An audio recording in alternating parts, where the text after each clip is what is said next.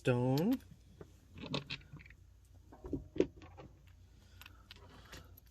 These are quite beautiful. So this is just pure lava. Rainbow lava because of the iridescence of another mineral on, I think, bornite that is included with the cooling pattern of the lava to create that beautiful iridescence. And lava, of course, is about bringing things out, any emotional patterns or things that are buried deep, but anything that you need to bring out into the world, out of yourself. Lava is a great tool to work with. And also with that rainbow colors, helping to amplify the chakras and the aura itself to strengthen that. Because when we have a strong aura, then you're less susceptible to negative or off vibrations or inharmonious vibrations around you. So staying with the lava theme, we have the obsidian, which is a solidified, much harder type of lava. And these are from Mexico. So Mexican obsidian, hand polished by a lovely little family that they go collecting, and then they help to polish as a family unit all these beautiful pieces. And this is rainbow obsidian. And so the trace elements and the impurities in the cooled lava help to create these layers of color.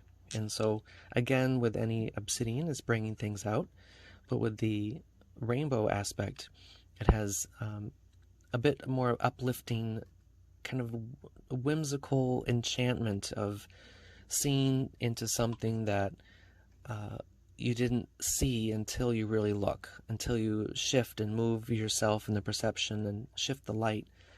Then you get to see something in the dark. And then within that lava theme, we have just pure black obsidian, palm stones, having a palm shape, so it fits literally really nice in your palm. So the black one, and then you have a rainbow one.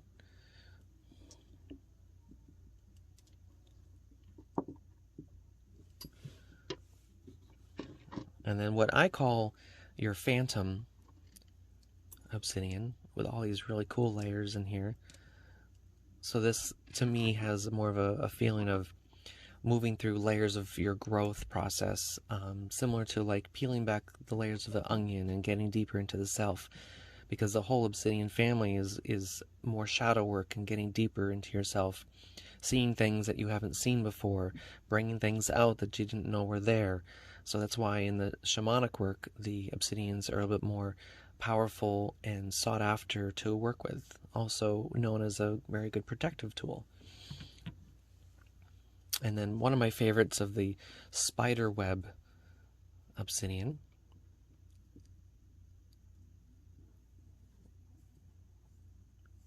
I just love the midnight blue and just these little patterns of lines everywhere, movement different directions, but then all the lines interconnect at some point. So it's like moving in a direction, but finding connection wherever you are. And then this is Indian obsidian, but just in the natural form, which is really cool. Just to see it, untouched, and got the clay in there. You see the layers. This is black and rainbow, so here, get the light on it. You got a beautiful rainbow flash in there. Some purple hues and green hues.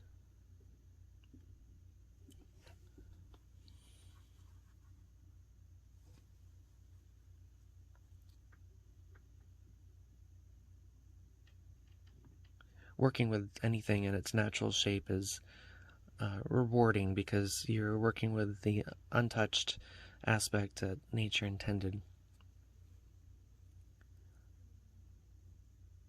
But like I said, shapes have their purpose as well, because then you're honing in on the energy, shifting it slightly for a purpose. And then you have more these little cute nuggets of black obsidian. And then rough nuggets of snowflake obsidian, again working with that light and the dark, the yin yang, helping to work on that shadow side, but also seeing the light in the same perspective.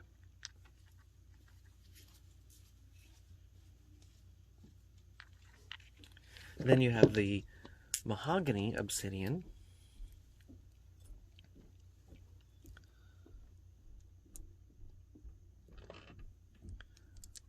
And then these are some tumbled stones. And then you have the double terminated.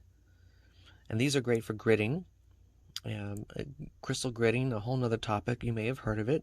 But then you're working with stones within a geometric pattern that is very inspiring and creative, and helping to have movement of energy in with certain intents, with working with your will in certain directions, helping to create patterns of energy with specific alignments during earth patterns, astrology, or just having a creative moment and playing with your stones and having fun. But the obsidian in the mahogany style has a lot to do with working through fears and helping to work with that earth element as the brown color exhibits, and moving forward.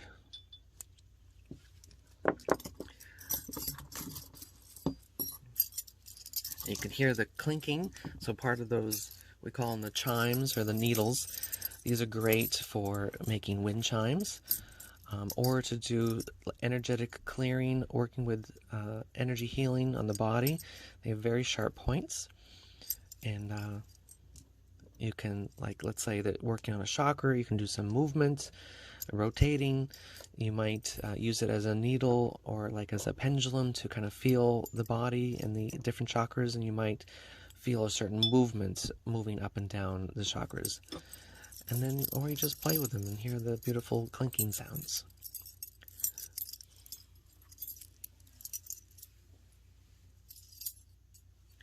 And, oh, the Apache tears.